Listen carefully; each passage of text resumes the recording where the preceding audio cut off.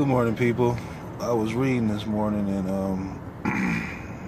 I was reading this passage out of Luke, and it brought forth a question. So I kind of decided to read it, and then put that question out there for you guys.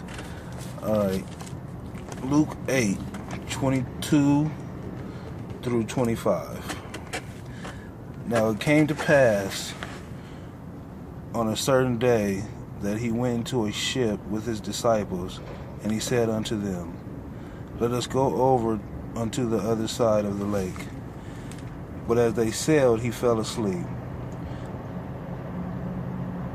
And there came down a storm of wind on the lake, and they were filled with water and were in jeopardy. And they came to him and awoke him, saying, Master, Master, we perish. Then he arose and rebuked the wind and the raging of the water, and they ceased, and there was a calm. And he said unto them, Where is your faith? And they being afraid wondered, saying one to another, What manner of man is this? For he commands even the wind and the water, and they obey him. Now the question that arose was,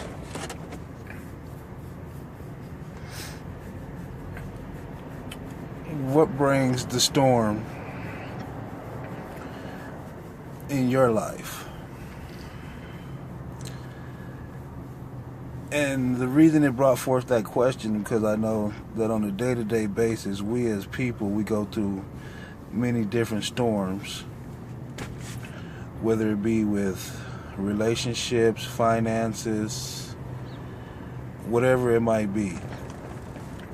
And the question that it brought up was,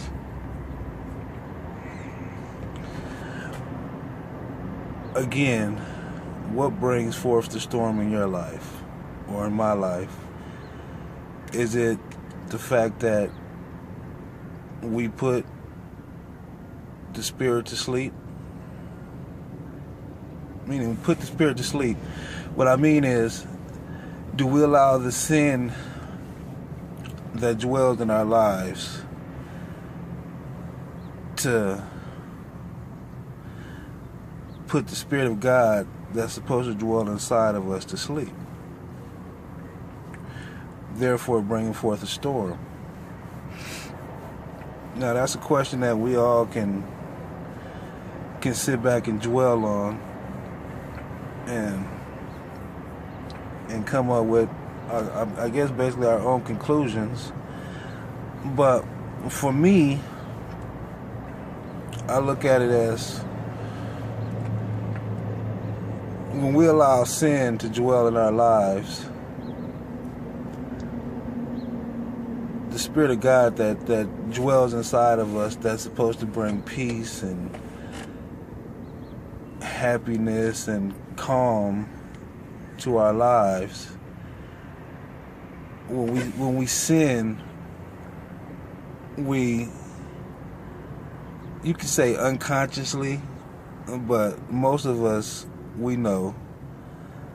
So we pretty much voluntarily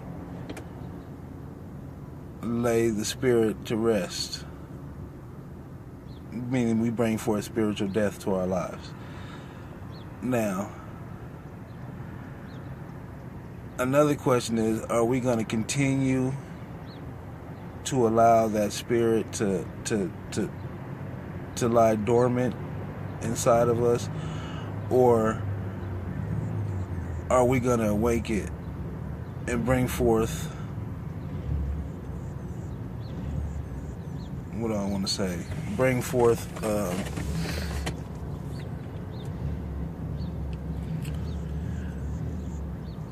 awake the spirit back up. Because when we are all born with the Spirit of God inside of us, because He made us in His own image, in His own likeness. He breathed life into us. So He pretty much blew Himself into us. So the Spirit of God is in us, but through life, with the choices that we make, we either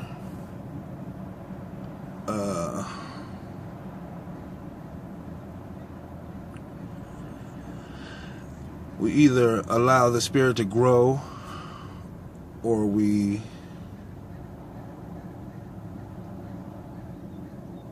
allow or force the Spirit to be removed out of our lives. So in that passage, it says pretty much, ye of where's your faith? Where's your faith? By allowing our day-to-day struggles to overtake our mind and our emotions and have us to do things outside of trusting God, that is a way of having little faith. And we all do it. I do it. I'm pretty sure you do it. I mean, it's human nature. But then that's where it's like, are we living our lives according to the flesh, or do we live our lives according to the Spirit of God? And as a man growing into the things of God, trying to become more like God, that passage hit me because it's more like I've allowed many storms to make me, even if I didn't act on them, it's even the thought process, even thinking a certain way shows a lack of faith. I've allowed the storms that have blown my way to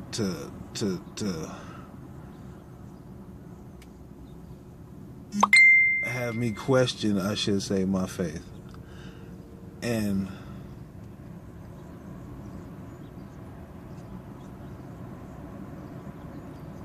pretty much what I'm saying is that no matter the storm,